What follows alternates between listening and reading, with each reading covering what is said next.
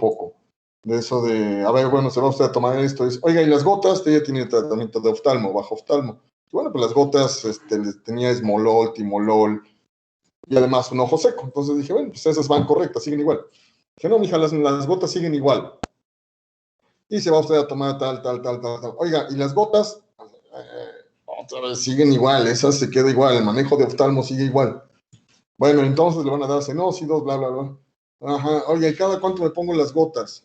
De verdad, chavos. Ya, desde que la estaba revisando, dije, no, esta pobre abuela tiene demencia, tiene deterioro cognitivo. Y pues prácticamente ellos, los familiares ya lo sabían, ya lo estaban sospechando, ¿no? Ese tipo de comportamientos que tenía y demás, que además son ya de mucho tiempo, pues no se les hacían normales. Nada más que, pues esperaban a alguien que se los confirmase, ¿no?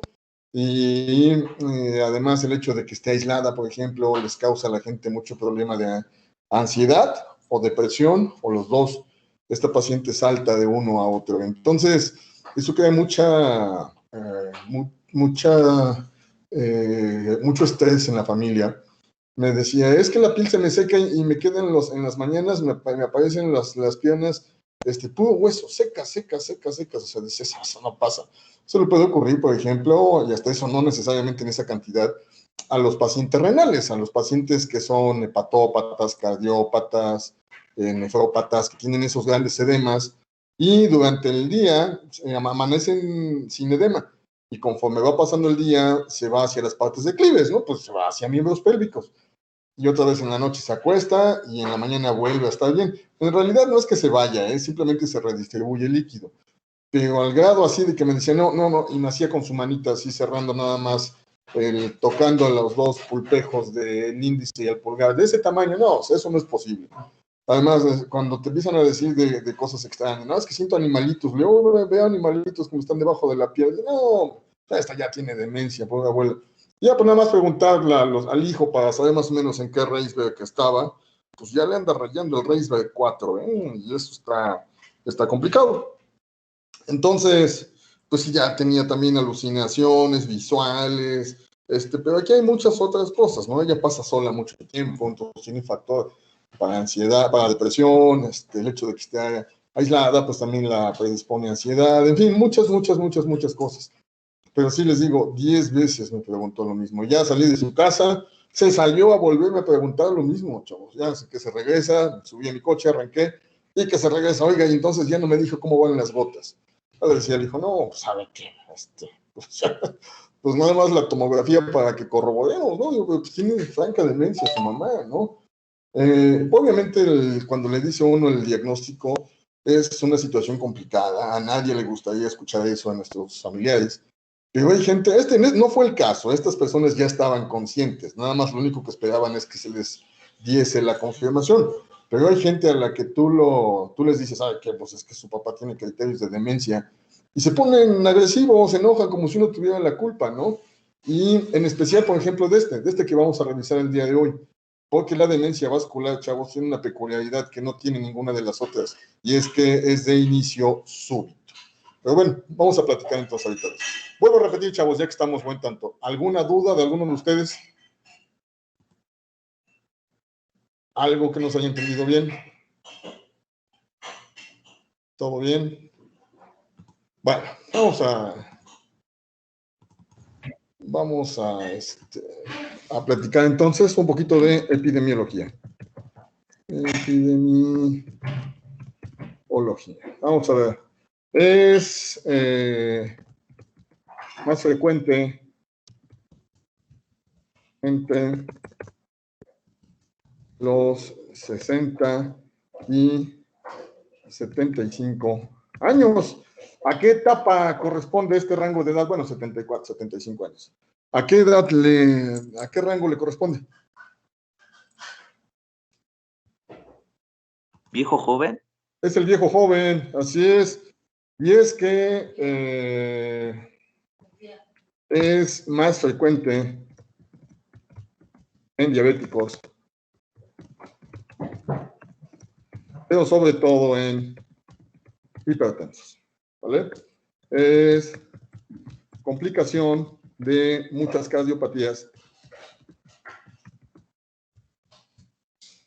decíamos que, a diferencia de todas las demás, lo vamos a estar repitiendo, tiene un inicio súbito. Y probablemente, bueno, es que ahí se van tablas. Las tres principales causas de demencia en México son, y hasta eso ahí se van más o menos iguales, de repente no hay una más que otra. Aunque sí la mixta tal vez sea la más frecuente, pero son el Alzheimer, la vascular y la mixta. Pero ahí se van, de repente las estadísticas cambian según cada país, pero nosotros tenemos un altísimo riesgo de, bueno, mejor dicho, una altísima incidencia de demencia vascular. La razón es muy sencilla. Aquí nos abundan los hipertensos. Por esa razón es que tenemos muchos, sobre todo en aquellos hipertensos de mucho tiempo, en aquellos, por ejemplo, diabéticos que ya tienen angiopatía, que ya tienen todo lastimado los vasos. Acuérdense que todos, por ejemplo, en la cabeza tenemos microaneurismas, todos. Nada más que en los diabéticos que tienen ya de propio lastimada la íntima de los vasos y en los hipertensos que los tienen todavía más, por eso es que en ellos es tan frecuente. Bueno, normalmente, dependiendo también de donde lo lean ustedes, la afectación del sexo, sin embargo, aquí en México es más o menos preferente o más frecuente en masculinos. No significa que las mujeres no estén en riesgo. Sin embargo, estadísticamente, aquí en México, a los hombres les da más que a las mujeres. Y bueno, vamos a ver, siguiendo entonces. Vamos ahora con la etiología. Bueno, vamos a ver. Hay algunas que son determinantes y hay algunas otras que son colaterales. Vamos a ver. Dentro de las más frecuentes tenemos la diabetes mellitus,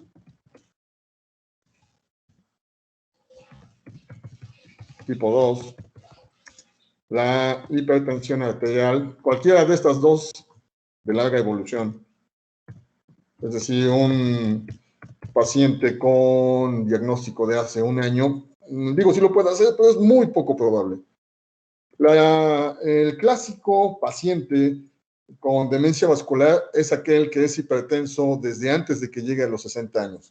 Acuérdense que hacíamos la clasificación, la persona que llega viejo y se hace hipertenso, y también el que llega viejo siendo hipertenso. Y platicábamos que este tipo de pacientes son los que tienen más dañado, más madreado el organismo, y en ellos es más frecuente.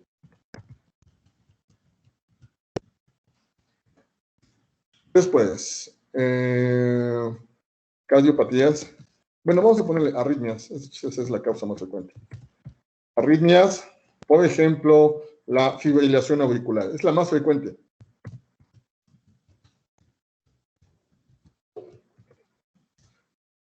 ¿Vale? De ahí le siguen, por ejemplo, algunas otras como dislipidemias. ¿Por qué creen ustedes que las dislipidemias están como posible causa de demencia vascular? Porque aumento de colesterol podría acumularse en vasos. Por varias cosas. Una, el colesterol puede producir, produce placas ateromatosas y una de esas placas se despega, ¿no? Y se va a la zona de la cabeza. Esa es una. Dos, el propio colesterol, digo, si bien es cierto, le gusta depositarse más que nada en los grandes vasos y en las coronarias. Esos son los dos sitios donde más le gusta. También le reencanta vivir las placas ateromatosas en las carótidas y menos frecuente en el polígono de Willis o en alguna zona de la irrigación del cerebro. Entonces, siempre las personas que tienen dislipidemia, de la causa que sea, ya sea por dieta o una de esas dislipidemias familiares, donde el paciente tiene algún defecto genético y no puede metabolizar correctamente los lípidos, esos pacientes van a estar en altísimo riesgo. De hecho, por ejemplo, en dislipidemias familiares, la casi regla es que más de un integrante de la familia haya fallecido de infarto. nos van a decir que el papá se infartó, el abuelo se infartó, un hermano se infartó. Y cuando lo revisamos, ¿no? Los colesteroles de 400, de 600. Y me ha tocado ver incluso chavos de esos, cuando toman la muestra, que se ve hasta lechosa, así como cuando se seca la grasa en el topercito que nos dan o en el plato en el que se dejaron los tacos, una vez que se enfrían, que se ven así como se ve, por ejemplo, chavos, la barbacoa, el consomé cuando se enfría, que se ve una capa blanquecina, así se ven. Y son personas que tienen con 400, 600 de colesterol. Y cuidan la dieta, de verdad la cuidan. El problema es que tienen un defecto enzimático que no les permite que metabolicen correctamente las grasas. Y pues les tapa las coronarias y por eso es que hay cada rato infartos en la familia. Después, consumo de drogas está perfectamente bien demostrado, y no cualquiera, no, digo, marihuana también, ellos más bien hacen proceso degenerativo, pero por ejemplo, los que consumen metanfetaminas, cocainómanos, están también en alto riesgo de que hagan demencia de tipo vascular. Aunque también he visto pacientes que tienen antecedentes de consumo de drogas inhaladas, aquellos marihuanitos que se echaban, aquellos drogaditos que se echaban cemento y demás, algunos de ellos también han hecho demencia de tipo vascular. Hay un caso muy chistoso y es la insuficiencia venosa periférica. Son aquellas personas con varices. El mecanismo es más o menos el mismo que de las arritmias.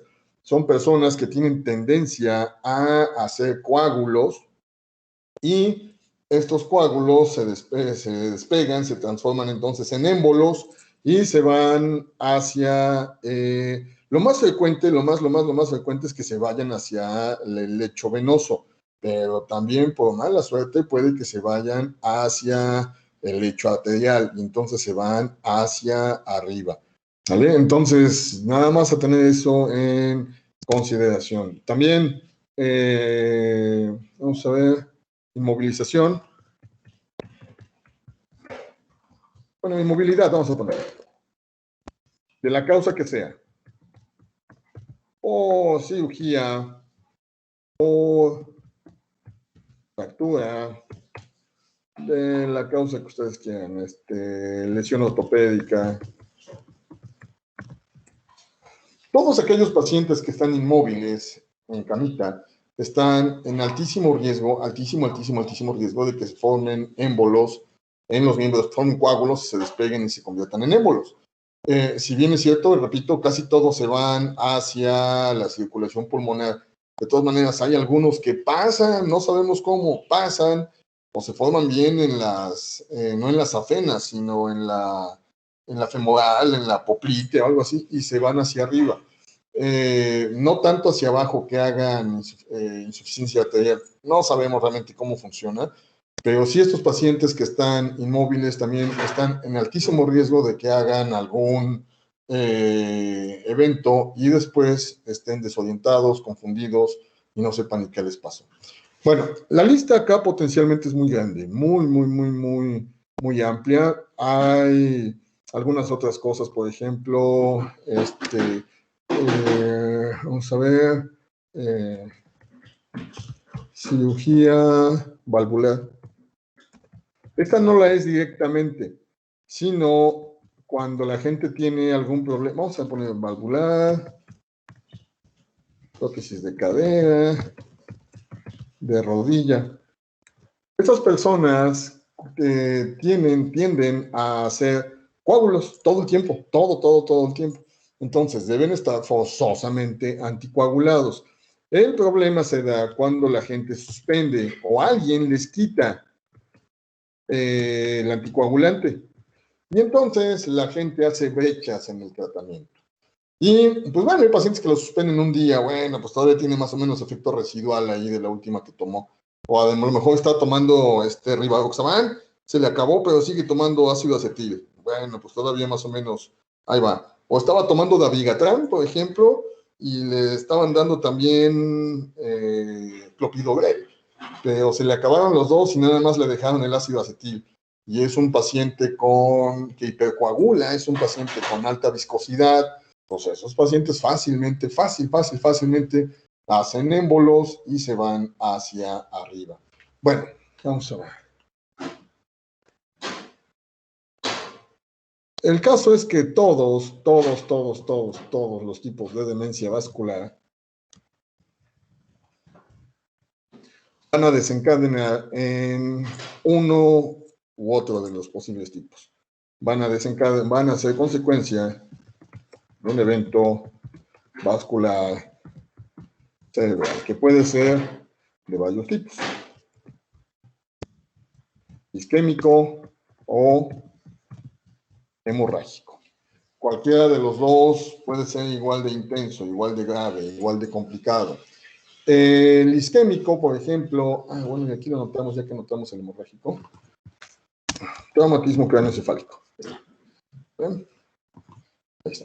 Bueno, entonces el isquémico es así, es cuando se avienta un coágulo que llega y que pasa del polígono de Willis, se va a algunos de los pequeños vasos más pequeños, o bien le entra por la carótida, o por la yugular, y se va hacia arriba. Y produce, pues, una zona más o menos grande o pequeña, dependiendo del tamaño del émbolo, y entonces el paciente puede que se recupere relativamente a una condición bastante semejante a como estaba antes, o bien que exista efectivamente un infarto cerebral. Entonces, el fondo de todo,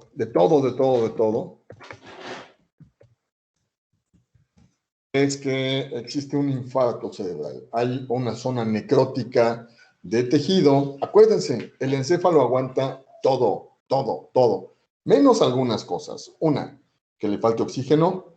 Dos, que le falte glucosa. Tres, que lo compriman, ¿vale? Y de ahí en fuera aguanta todo. Pero faltándole oxígeno, es decir, mediante su circulación, el paciente inevitablemente va a desarrollar algún tipo de infarto cerebral. Ahora bien, que no se les olvide, chavos, pueden haber infartos cerebrales de tipo masivo. Son unas zonas así impresionantes en donde la gente incluso puede quedar hasta afásica, maurótica, un montón de cosas. O bien puede que sean zonas de microinfartos. Cualquiera de los dos es igual de peligroso. Por ejemplo, un infarto masivo regularmente son muy aparatosos, muy aparatosos, muy obvios. ¿Por qué puede causar EBC? Pues la misma hipertensión es posible causa de EBC, ¿no? Un traumatismo craneoencefálico puede ser un EBC. Así es. Bueno, pero también puede que exista un tercer tipo que se llama isquemia cerebral transitoria. Es más o menos un subtipo del isquémico. Estos son benignos, en estos no hay mucho problema. Aquí regularmente nomás la gente se desmaya y ya, ¿no? Hace síncope y más se cae, ya no les pasa otra cosa. Pero regularmente en el isquémico, en el hemorrágico, son muy aparatosos, muy aparatosos. Y lo mismo puede dañar un gran infarto masivo que muchos microinfartos, muchos infartitos pequeños. Estos son más difíciles de distinguirse, pero a final de cuentas pueden causar la misma o incluso hasta más sintomatología. Entonces, bueno, vamos a revisar, ya una vez hecha esta pequeña aclaración, cuál es el cuadro clínico.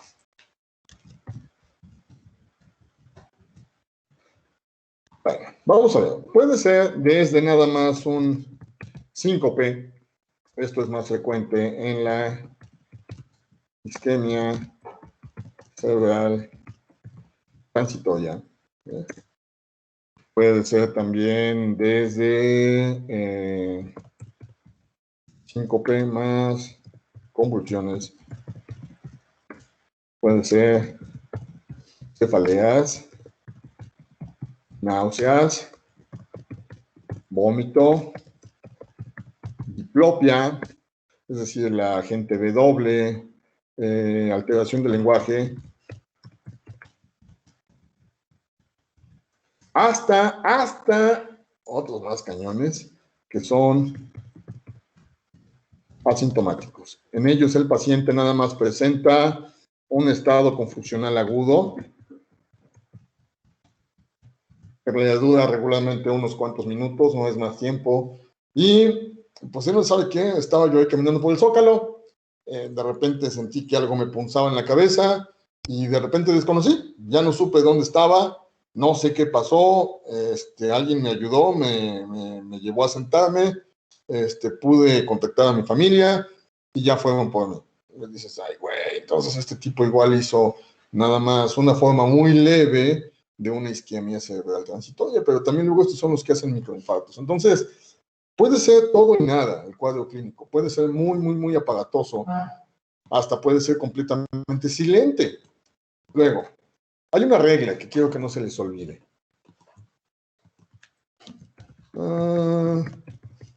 Y es que la afectación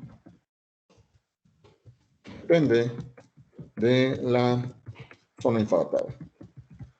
A mí me ha tocado ver pacientes, chavos, que les afecta el área de Broca, por ejemplo, y quedan afásicos, ¿no? O que les afecta el lóbulo frontal y quedan amauróticos, es decir, quedan ciegos, pacientes que nada más quedan con, bueno, nada más, ¿no? Quedan hemipléjicos, con hipotonía del miembro torácico derecho, en fin, puede ser de muy, muy, muy, muy, muy variado. Y volvemos a insistir, chavos. La característica bien importante. Inicio súbito. Esperamos que en la enfermedad de Alzheimer, entonces, pues le pasaron unos 10, 15 años, ¿no? En lo que iba evolucionando todo lo que da y demás. En los pacientes con demencia vascular no es así. Pueden estar bien el día de hoy, en la mañana, y en la tarde-noche estar completamente desorientados, completamente confundidos, estuporosos, comatosos, en lo que se resuelve el problema de fondo, en lo que hay reperfusión de la zona afectada. Luego, por ejemplo, pues el paciente tuvo un accidente, hizo una hemorragia, y luego las hacen, por ejemplo, intraparenquimatosas. Esas son bien cañonas, la gente casi de manera obligada queda con secuelas y demás.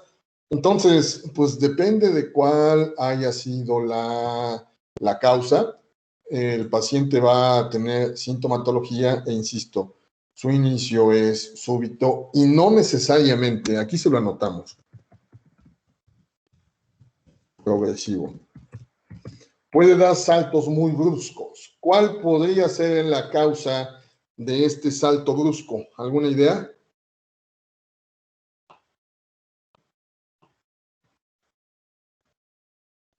¿Cómo qué diablos puede hacer que el paciente salte de Reisberg 3 a Reisberg 5 en un día? ¿Podría ser el aumento de la hipertensión o agregación de microinfartos? Pues más que hipertensión, el paciente puede infartarse de nueva cuenta, ¿sale? Afecta otra área.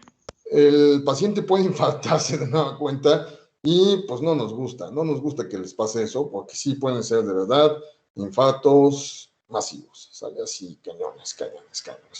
Entonces, pues bueno, vamos entonces ahora a el diagnóstico.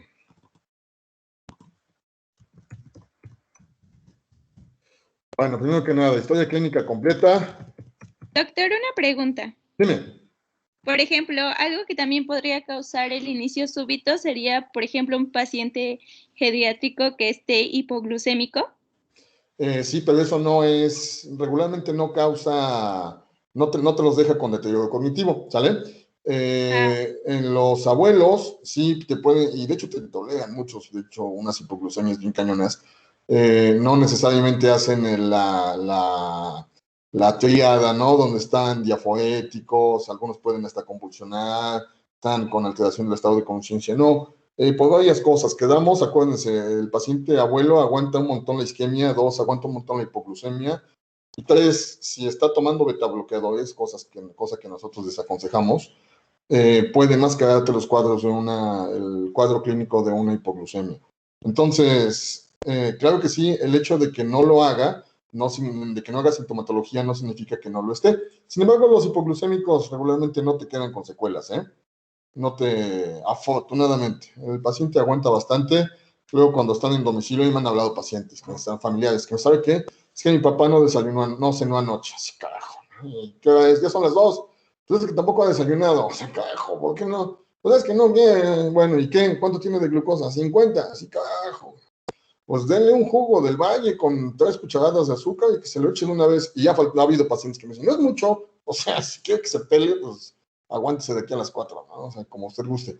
No, entonces la mayoría de pacientes responde a la administración simple de glucosa vía oral y no quedan con secuelas, afortunadamente. Luego me pasa que cuando me llegan pacientes nuevos o cuando tengo una valoración de alguien que está manejando a otra persona no habituada a ver adultos mayores, luego les dejan esquemas de insulina muy agresivos o los dejan con su esquema hipoglicemiante de antes. Y el paciente hospitalizado es muy lábil a esas cosas. Entonces de repente me ha tocado que me hablan, ¿no? ¿Qué pasó? ¿Qué pasó? No, pues es que usted dijo que le tomamos la glucometría a las 2 de la mañana. Ay, ¿qué pasó? No, pues tiene 40, ¿no? ¿Y qué pasó? No, pues está somnoliento, está estuporoso. No, pues ahí lo que hacemos es le echamos glucosa al 50%, así en bolo, aunque le haga flebitis, y recuperan bastante bien. Y afortunadamente no quedan con secuelas, ¿no? Entonces las hipoglucemias no van dentro de esa. Pero sí, ojo, una crisis hipertensiva sí es capaz de desencadenar, chavos, un EBC, ¿sale? Y coloquialmente lo decimos, ¿no? Oye, ¿qué pasó con doña fulana? No, pues llegó a la consulta, llegó con 220 sobre 90, ¿no? No, pues se va al BCA y se va, o una de dos, se BCA, o hace y sale, o se BCA y queda con demencia. Y desafortunadamente con alguna frecuencia pasa eso, ¿no? Ya de repente nos hablan los hijos, es que mi mamá ya no responde, es que ya se le va la boca chueca, pues sí, ¿no? Pues, pues sí, pero siga sin tomarse la medicina, ¿no? Entonces, las hipoglucemias no, pero sí las crisis hipertensivas sí son capaces de hacer que un paciente se te deteriore muy, muy, muy, muy rápido. Por eso no nos gusta que anden así. Bueno, escala entonces, historia clínica completa. Perdón, desde la punta del pelo hasta la punta del pie. Lo revisamos minuciosamente, meticulosamente, y vamos a buscar signos, o lo que le llaman los neurólogos de focalización, es decir, aquel punto en el cual puede estar más aparatosa la sintomatología, ¿no? Rigidez de una extremidad, flacidez de un hemicuerpo, desviación de la cara, afasia, algo tiene el paciente, ¿vale? Hay que, acá, descartar causas reversibles. ¿Cuáles? Pues ya platicamos, ¿no? Encefalopatía hipertensiva, encefalopatía urémica, ahí sí está una hipoglucemia, descartar que no está haciendo una hipoglucemia el abuelo. Todas esas cosas hay que ver que no las tenga nuestro paciente, ¿vale? Y estabilizar, bueno, perdón, descartar causas reversibles dentro de la historia clínica completa, perdón. Buscar diabetes mellitus, hipertensión. Y en cualquiera de los dos casos, apego al tratamiento. Bueno, perdón, se me olvidaba. Algunos pacientes, algunos pacientes,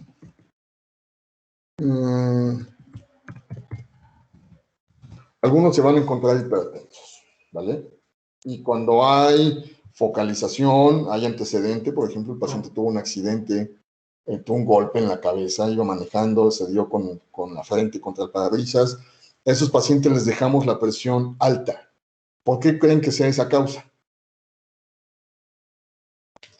¿Por qué diablos creen ustedes que sea esa razón de que dejamos hipertensos si estamos diciendo que no nos gustan? ¿Perdón?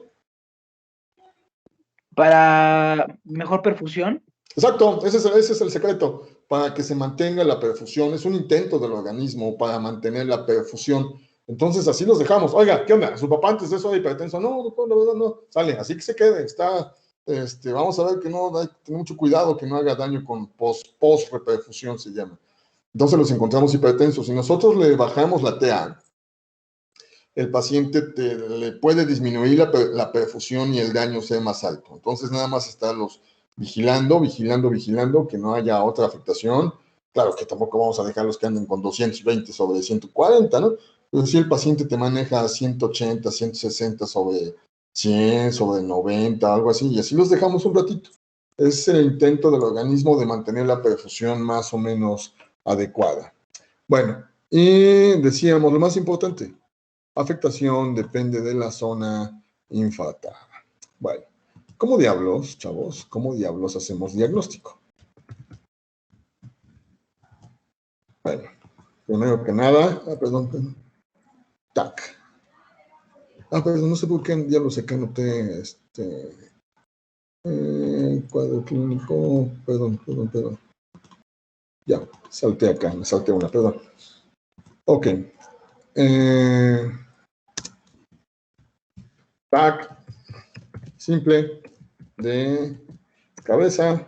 Si no hay inconveniente por los pesos, le tomamos una resonancia simple. Luego nos peleamos con los neurólogos y con los neurocirujanos y demás, porque a ellos les reencanta, les fascina hacer la contrastada. Digo, sí es muy buena opción, sí es muy buena. Nada más que el riesgo de que nos haga falla renal aguda es muy alto. Muy alto. Entonces, lo que hacemos es un TAC, una resonancia simple, y lo que buscamos son cambios de densidad. Entonces, es una zona hiperdensa, hipodensa, es una zona que se note distinta al resto. Eso es lo que vamos a estar buscando. Ojo, cuando son microinfartos no siempre se ven. Ese pequeño inconveniente nada más a tener en consideración. Pero luego nos encontramos unas mazototas así, unas zonas hiperdensas, unas zonas hipodensas, y con el antecedente del paciente, pues no hay de otra, ¿no? Dices, no, pues este pobre tipo tiene ahí una zona de sangrado, luego intraparenquimatosa o algo así. Permítanme, déjenme buscar una imagen para que vean ustedes cómo se aprecia. Tenemos que revisar, por ejemplo, echamos el fondo de ojo en busca de que no exista papiledema. Tenemos que revisar ahora sí todos los reflejos medulares para que veamos, ahí están. Ahí es que hay unas zonas de infarto. Ahorita les pongo la imagen para que vean ustedes cómo se ve.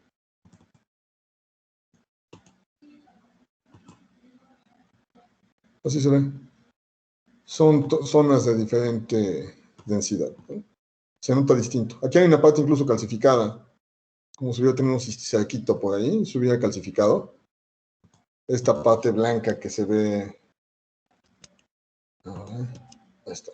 Esta parte blanca que ve aquí abajo a la derecha de su pantalla, seguramente un cisticerco, pero ven, así es como se ve, ¿sale? Son cambios en la densidad. Regularmente si es reciente, si es inmediato, las circunvoluciones pueden estar incluso hasta borradas y pues obedece al edema cerebral que están haciendo los pacientes. Entonces, déjenme buscarles. Es un sangradísimo así, bien horrible.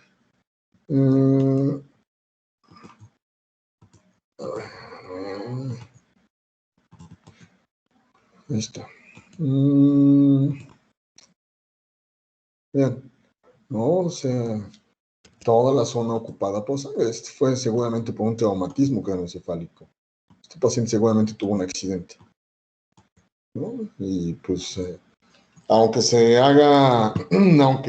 llegue el neurocirujano y haga lo que le llaman ventana para descomprimir un poquito, y luego lo pase a hacer la retracción del coágulo y demás, este paciente seguramente queda con secuelas, ¿eh? Así, y además tiene otras zonas, una es la zona de hemorragia, pero además arribita, hacia la izquierda, hay zonas de infarto. Entonces, este paciente obligadamente va a quedar con sintomatología, forzosamente. Entonces, pues esa es la regla y esa es la base para el diagnóstico de la demencia vascular. No necesariamente tiene que ser aguda, hago la aclaración.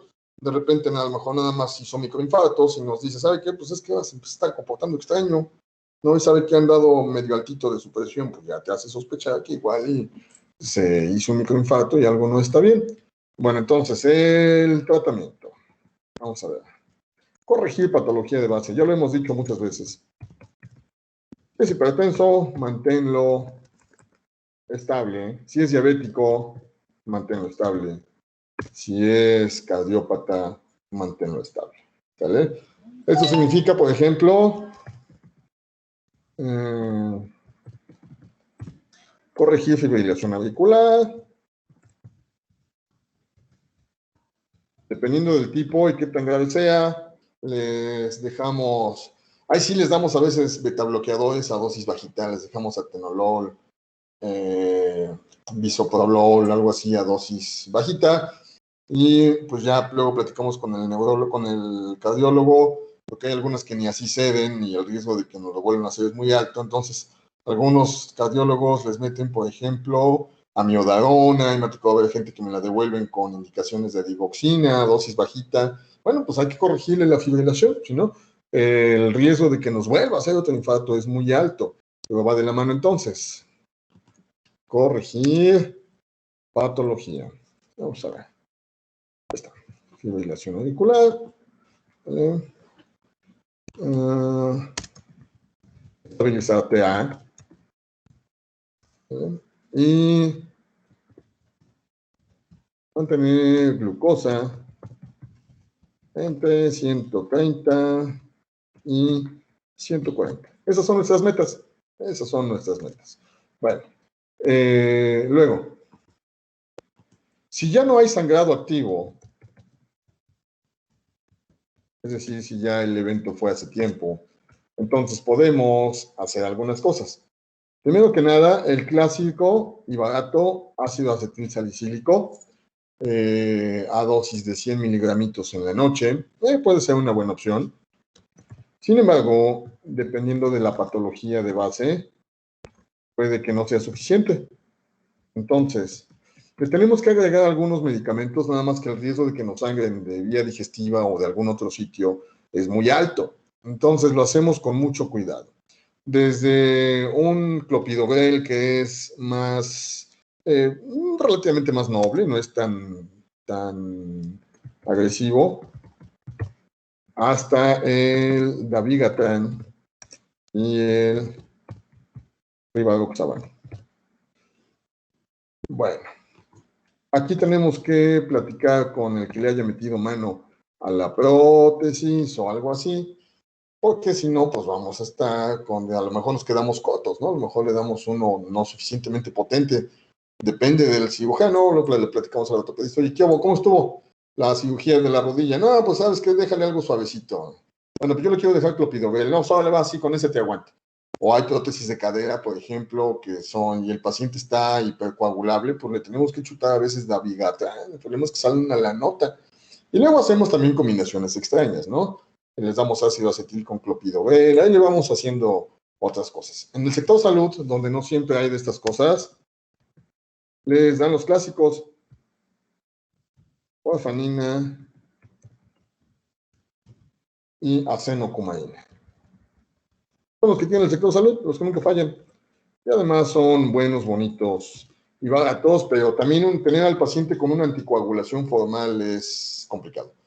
Es muy, muy, muy riesgoso. Cabe la posibilidad de que se caigan, por ejemplo, por cualquier otra cosa y nos hagan hematrosis o de que estén con moretones todo el tiempo, cosillas así. ¿Sale? Esa es una. Luego, ¿hasta acá vamos bien, chavos? ¿Alguna duda?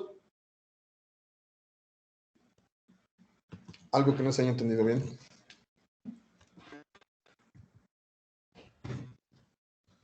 Bueno, necesitamos aumentar el riego cerebral para que no tengamos problemas. Hay varias posibilidades. Una, este es una chulada, nada más que ya lo quitaron del mercado, nada más lo dejaron intravenoso. Se llama nimodipino. El nimodipino es un vasodilatador selectivo. Y lo que hace es que le gustan más los vasos del encéfalo. Entonces los abre, aumenta la perfusión y el paciente tiene menos riesgo de que se complique. Insisto, el único detalle, lo suspendieron, veo, no sé cuál fue la causa. Nada más nos queda el IV, entonces únicamente se utiliza en pacientes hospitalizados. Luego, tengo su hermana que se llama nisergolina. Hasta hace no mucho la vi en tabletitas de 10 y de 30 miligramos. Yo no sé por qué diablos la suspendieron y nos dejaron nada más nos quitaron la de 10 y nos dejaron la de 30 miligramos. Entonces, regularmente lo que hacemos es les damos media tabletita, es decir, 15 miligramos, cada 12 o cada 24 horas, según la condición del paciente. El problema de la nisabolina, nombre comercial, Cermión, es que no es barata. Cada caja le vale a la gente como 800 pesos y le dura 15 días o algo así, dependiendo de la dosis que tenga, ¿no? Entonces, no le sale. Y el último de las masas, que tampoco de repente es tan barato, sin embargo es más accesible, es la cinaricina. Vamos a poner nisabolina, 30 miligramos. 30 miligramos. Media tableta. Ahí está. Cada 12 o 24 horas. Bueno, la cinaricina viene en tabletitas de 75 miligramos. Entonces, los 75, y también hay tabletas de 150. Entonces, le damos 75, igual, la misma regla. Media tableta cada 12 o cada 24 horas. Me han llegado pacientes que les dan incluso una tableta cada 12 horas. Es muy agresivo y es muy costosa. Y además, la cinaricina, con el uso prolongado, condiciona que el paciente padezca osteopenia. Entonces, nada más hay que ser muy cuidadosos con eso. Bueno, no sirve acá. Digo, si es demencia vascular franca, si no es un proceso mixto, no sirve acá que le den, ustedes donepezil o ribastigmina. No sirve, ¿sale? No es un proceso degenerativo, ¿sale? Fue un proceso isquémico y pues el paciente quedó con secuelas. Entonces, le digo porque luego me llegan pacientes así con zonas infartadotas, pero no se ve franca atrofia cortical. Y pues la gente se queja, estas pastillas valen una lanota. No, pues hay que vamos a quitarlas, a ver qué tal, igual le ayudan. No le están ayudando en nada. ¿Sale? Entonces hay que andar individualizando el tratamiento. Y lo mismo que decíamos en Alzheimer, corrígele lo que tenga, ¿no? Si está desnutrido, dale algo para que le dé apetito, si se te está infectando, dale algo para que se le quite, si se puede, movilízalo, mantén la cabecita de tu paciente igual activa como todos los demás, y con eso, ¿sale? Y con esto, bien llevado, si el paciente mantiene las cifras de TA, si se anticoagula y demás, la posibilidad de que se reinfarte es muy bajita, muy bajita. Pero si sigue estando hipertenso, si sigue sin apego al tratamiento, si sigue sin estar anticoagulado o algo así, se te va a reinfartar de nueva cuenta. Y una de dos, o le aumenta así de manera drástica la escala de Reisberg, que estaba en 3 y te salta al 6, así, o bien fallecen los pacientes. Entonces, al mexicano le encanta andarle jugando al valiente, le fascina no tener apego al tratamiento, ¿no? Entonces, he tenido pacientes, chavos, por ejemplo, que de repente, por ejemplo, cerca de las fiestas de fin de año, así anticoagulados, formales, oiga, ¿me puedo tomar una cervecita? No, pues idealmente no voy a ser la del diablo, ¿no? Les aumenta el riesgo de sangrado digestivo. Ándale, nada más una. Y luego no son los pacientes, son los hijos los que están mandando. No, pues como usted guste, ¿no? Realmente lo que quieren a veces es que les diga sí, para que te echen la culpa a ti, ¿no? Pues como usted decida, yo recomiendo que no. Ya si lo decide tomar. Porque me dicen, y además voy a suspender el tratamiento. Sí, pues como usted guste, ¿no? Pues yo le recomiendo que no, pero si usted decide, pues ya sabe cuáles son los riesgos. Y pasa siempre en fin de año y demás, son épocas complicadas para los diabéticos, hipertensos, los abuelos. Les pasan un montón de cosas y muchos de ellos porque tienen desapego al tratamiento durante esos días. Entonces, pues ni pex. Bueno, ¿estamos correctos entonces, chavos? ¿Alguna duda? ¿Algo que les llame la atención? ¿Cualquier cosa? Doctor, ¿cuál sería la posología del nimodipino? De nimodipino, la vía de 30 miligramos veo, pero ya no hay, te digo. Por lo menos vía oral ya no hay. Entonces, pues ni se los anoté acá. ¿Ya no se les da como opción a los pacientes, así como todos los días? No, ya no lo consiguen, te digo, a menos que tengas hospitalizado. Y ahí sí hay nimodipino de 30 miligramos IV, pero solamente en ese caso. Y hasta eso, el nimodipino está nada más en el carro rojo. Entonces luego te revientan la madre de los hospitales porque les haces que abran el carro rojo para un paciente que no es de urgencia. Y hay algunos que ni te lo dan. Pero bueno, pues ni pex. No, lo había en tabletitas de 30 miligramos, el nimodipino. Y una chulada. Su nombre comercial era Nimotop. Lo producía Bayer, esta cosa. Pero lo quitaron, no sé cuál fue la causa, y realmente le vino a dar en la madre, así literal, a un montón de pacientes. Porque además era muy barato. Yo creo que esa era la razón, esa fue la razón por la cual lo quitaron, ¿no? Era muy barato, muy accesible el nimodipino. Y pues le valía la caja a la gente 100 pesos, ¿no? Por ejemplo, para todo el mes.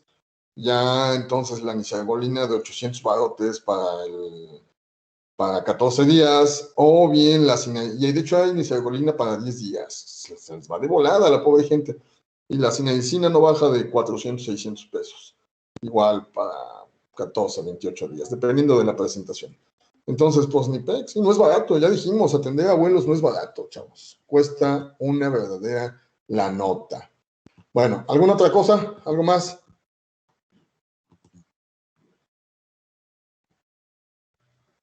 Doc, ante la sospecha del cuadro, bueno, en el paciente, se intenta mandar a hacer los estudios al paciente como médico general o de manera inmediata se manda a interconsulta con un especialista, en este caso un neuro, ¿no? Depende de la evolución, ¿sale? Si está siendo muy aparatoso, si el paciente se está deteriorando así de manera súbita, sí, incluso a veces tiene que ver los neurocirugía, ¿no? Entonces, por lo menos mínimo de internista para arriba, porque si se quedan así, la posibilidad de que se compliquen es muy alta, ¿vale? Y sí, acá el tiempo es importante. El tiempo que se pierda o se gane puede determinar qué tanto se puede complicar a un paciente. Entonces, pues lo más pronto posible, ¿sale? Yo también he tenido pacientes, chavos, que me vienen así, por ejemplo, pero están en la sierra de Veracruz, en la sierra de Oaxaca. ¿Qué pasó? ¿Se lo podemos llevar así? A ver, ¿qué hora empezó? No, pues hoy en la mañana. Bueno, ya ver, ¿en cuánto tiempo me lo pueden traer? No, pues déjenos nada más que consigamos camioneta y se lo llevamos. ¿Y a qué hora llegan? No, pues a lo mejor pues andaremos en lo que conseguimos, en lo que nos organizamos. Pues a lo mejor mañana al mediodía, ¿no? Un día después. Pues sí, pues ni pex, ni pex. Ya en su momento cuando platiquemos algo de EBC, vamos a ver algunas estrategias que ocupamos, pero sí incluso me han tocado pacientes que me los traigan convulsionando, por ejemplo, que les empezó a convulsionar en el vehículo, pues están haciendo edema cerebral, ¿no? Sí, pues ni pex. Entonces sí, entre más pronto se derive, si ves que se empieza a complicar, batéalo con alguien que tenga más experiencia que tú en este asunto, ¿vale? Que te diré de todas maneras que de todas maneras hay gente que es renecia, ¿eh? Necios, con ganas. Me han tocado familiares que ya les dijo a alguien, por ejemplo, le digo, ¿sabe qué? Revise, láncese, porque pues, le va a poner mal. La llevamos a llevar con doña Chonita, que es la cuandera, con eso. Y pues lo único que hacen es que te los entretienen y ya cuando llegan ya tienen una megazona de infarto, ya están con la comisura desviada, ya con tosis palpebral. ¿Y cuándo empezó? No, pues hace 3 días, carajo, no, o sea, no, pues así no se puede, ¿sale? Entonces sí, pues ni pex, ¿sale? El problema es que luego la gente quiere que queden así como quinceañeros franceses, ¿no? Pues no se puede, no se puede. Hay veces que ya cuando te los llevan, están pobres pacientes bien lastimados, bien dañados. Pues no, en ese caso, pues hay que ser muy honestos y decirles, ¿sabe qué? Pues les dejaron que avanzaran mucho, pues vamos a ver qué tal, ¿no? Pero sí hay posibilidades de que nos quede con secuelas, ¿no? Y pues sí les digo, de repente me han tocado pacientes que quedan afásicos, que quedan con hipotónicos de un miembro o de un hemicuerpo y demás. Regularmente les empezamos fisioterapia y demás. Yo trabajo con Alfonso, un chico que es fisioterapeuta muy bueno, y él es especialista en neurorehabilitación. Y pues no les va tan mal, pero acuérdense, cualquier rehabilitación de EBC tiene que hacerse dentro de los primeros 6 meses. Si pasa más tiempo, el paciente se complica, ¿vale? Buzos con eso nada más. Bueno, ¿alguna otra duda? ¿Algo más? Bueno, nos vemos entonces el día de mañana, chavos. Vamos a platicar muy levemente de la demencia mixta y de los demás tipos de demencia. Nos los vamos a ir chutando el día de mañana. Yo creo que mañana acabamos, ¿sale? Bueno, pues abrazote a todos. Mil gracias por su atención. Que estén ustedes bien. excelente noche. Nos estamos